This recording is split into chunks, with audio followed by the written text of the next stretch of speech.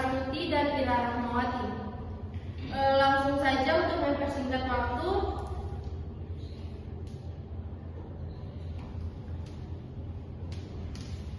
saya mempersilakan kepada presenter pertama untuk membawakan materi tersebut.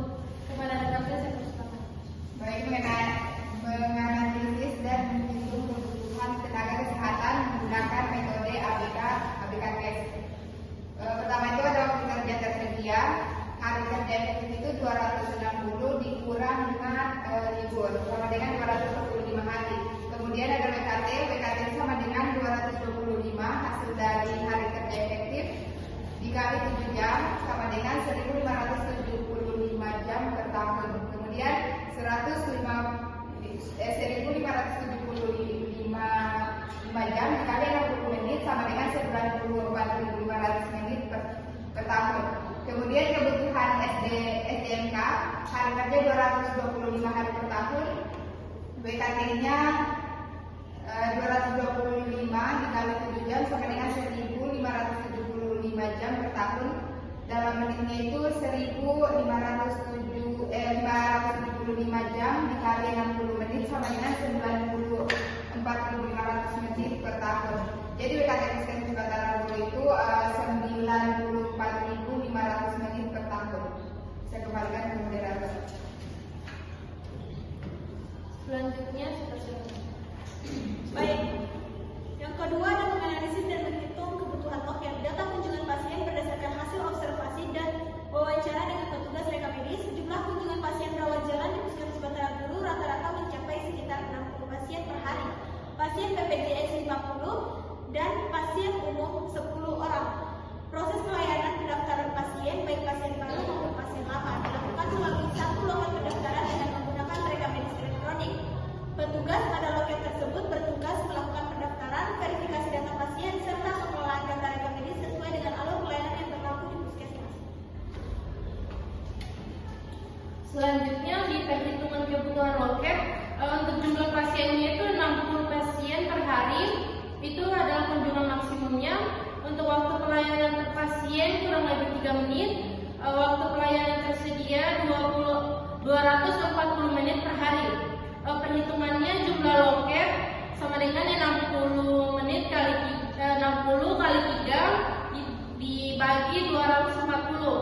Hasilnya 180 dibagi 240 totalnya 0,75 atau dibulatkan menjadi 1.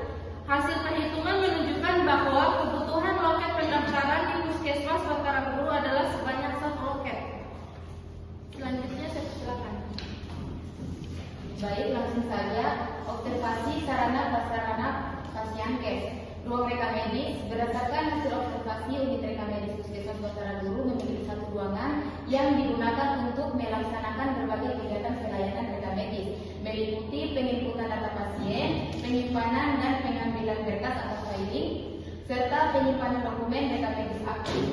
Selanjutnya peralatan kerja. Dalam dukungan penyelenggaraan pelayanan reka medis, unit reka medis Puskesmas Batara Guru telah dilengkapi dengan beberapa sarana kerja berupa 1 unit laptop dan 1 unit printer. Peralatan tersebut digunakan untuk kegiatan pendaftaran pasien, penginputan data pelayanan, pengelolaan reka medis elektronik, dan pengkodean diagnosis serta kegiatan administrasi lainnya.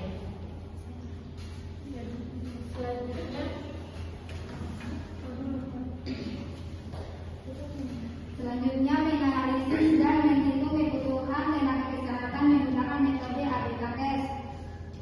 Berdasarkan hasil observasi, wawancara, dan pengumpulan data di Puskesmas Batara Guru, dilakukan analisis menggunakan metode ABK-TEST untuk mengetahui kebutuhan tenaga kesehatan.